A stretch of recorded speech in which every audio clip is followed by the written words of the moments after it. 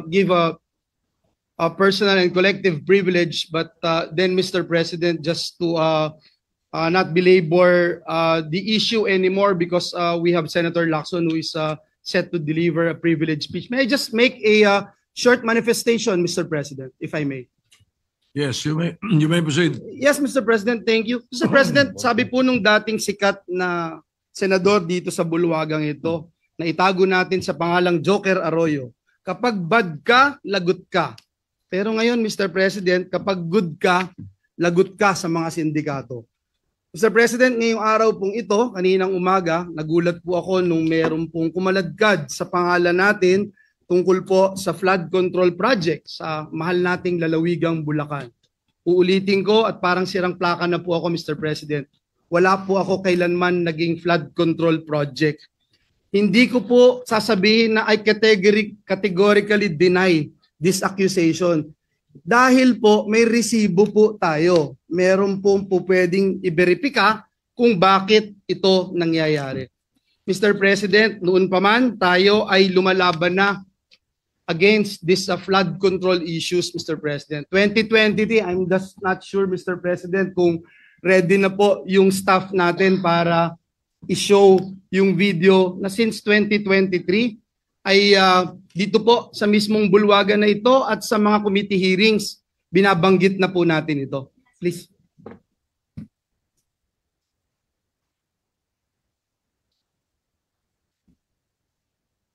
Please po.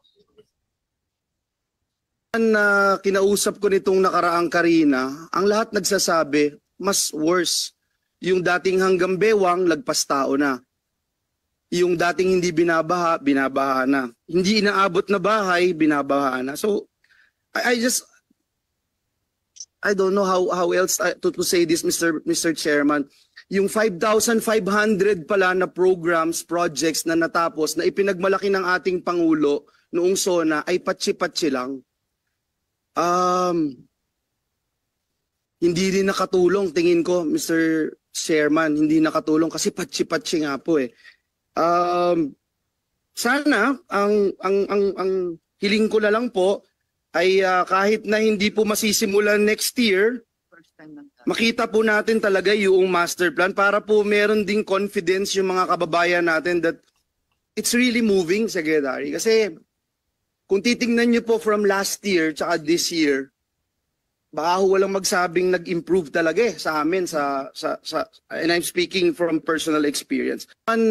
Kinausap ko nitong Mr. President, noong pong time na yun, Mr. President, nagpunta po tayo sa Kalumpit kasama si Mayor Lem at si Governor Daniel Fernando. Binanggit po natin sa lahat ng news outlet na palpak talaga ang programa ng pamahalaan sa flood control.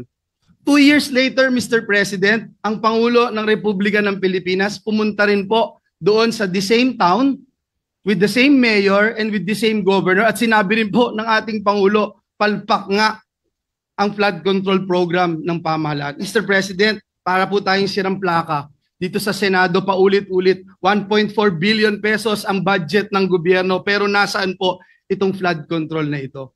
In the same year, Mr. President, kanina sa Kamara, sinasabi in the same year, may program daw po si Joel Villanueva.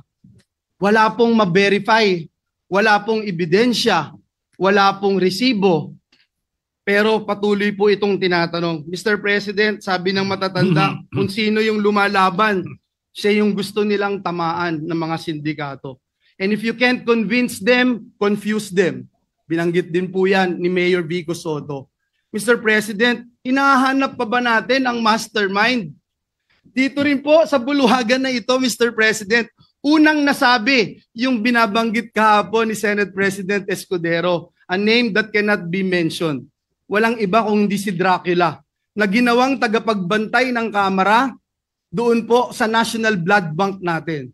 Ngayon, Mr. President, nasan po si Dracula? Bumaba daw po yung dugo. Bakit? Kulang na po ba ang supply ng dugo? Kaya sa iba na humahanap ng dugo si Dracula? Sino ba ang mastermind nito, Mr. President? Hindi po ba ganito rin po yung ginawa sa atin 2 years ago nung nilabanan natin yung People's Initiative na may mga script na pinababasa at basa scripted lahat, kahit walang ebidensya, i-contempt mo, kahit walang ebidensya, ipako mo sa krus. Mr. President, hindi po tayo natatakot sa mga ganitong uri ng demolition job. Handa rin po tayong madungisan ang ating pangalan, mainsulto o batikusin kung ito naman po ang magliligtas sa ating mga kababayan at tuldok sa anlibaha. Mr. President, let me put this on record. Alam ko po kung bakit lumabas ang pangalan ko. Kahapon ho, Ginoong Pangulo, and Senator JV and Senator Chis would attest to this. May hawak po ako ng mga affidavits ng mga taga-DPWH sa Bulacan. Pinakita ko po sa kanila at sabi ko, i-bring up ko po doon sa committee ni Senator Marcoleta. Hindi ko po ito nagawa sapagkat alam naman natin, Mr. President and Majority Leader Migs, alam natin yung nangyari kahapon. So we were preparing, I didn't get the chance to attend the committee hearing. Pero ang sabi ko nga po kay SP Chis kahapon at kay Senator JV, this is way too low. Assistant District Engineer. Para namang, bakit naman pag-aaksayahan ko ito ng panahon? And then, ito nga po, lumabas bigla kahapon ang taong ito. And I'm not trying, Mr. President, na just to defend myself and hit this pawn, Mr. President. Kasi alam naman natin sinong may hawak dito. Kaya ang hiling ko po sa bulwagang ito, ang hiling ko rin sa ating Pangulo, alam ko na sincero po kayo, alam ko po na masakit po sa inyo itong nangyayari, pero klarong-klaro po sinong mastermind, Mr. President. Klarong-klaro po kung nasaan na si Dracula, kung bakit bumaba ang kanyang dugo, kasi hindi na ho malaman kung saan tatago yung bilyon-bilyon o trilyon-trilyon sa lapi.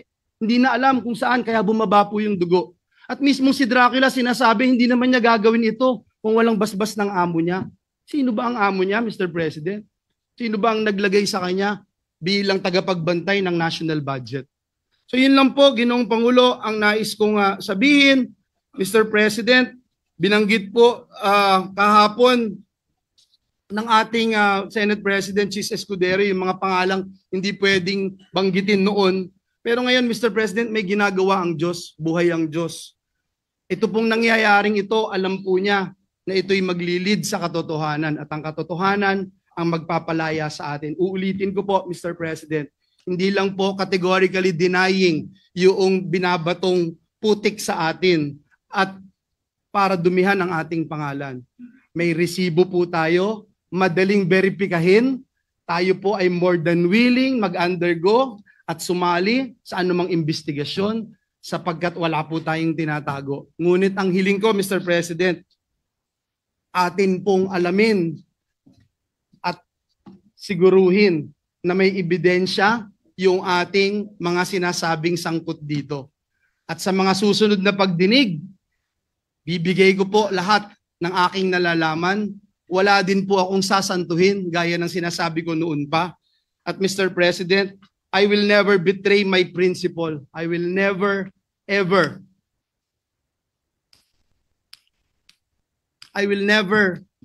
Mr. President, destroy the name that was given to me by my parents, Mr. President, because it's priceless, Mr. President.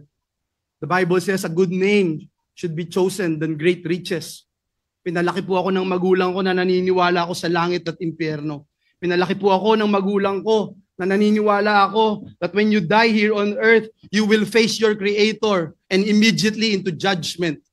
Pinalaki po ako ng magulang ko na sa impyerno, wala pong graduation. Kahit 1 bilyong taon, kahit 1 trilyong taon, pag ikaw ay nagkasala, pag ikaw ay pinarusahan ng Diyos, wala pong graduation doon. Mr. President, my duty has always been to serve our kababayans. Lalong-lalo na po ang mga kababayan kong Bulakenyo who suffer from flooding year after year. And that is where my focus remains, Mr. President. Finding real solutions, not engaging in black propaganda. Mr. President, I will not be distracted by lies. And instead, I affirm my commitment to the work that truly matters, serving our people with honesty and integrity. Maraming salamat po, Ginoong Pangulo.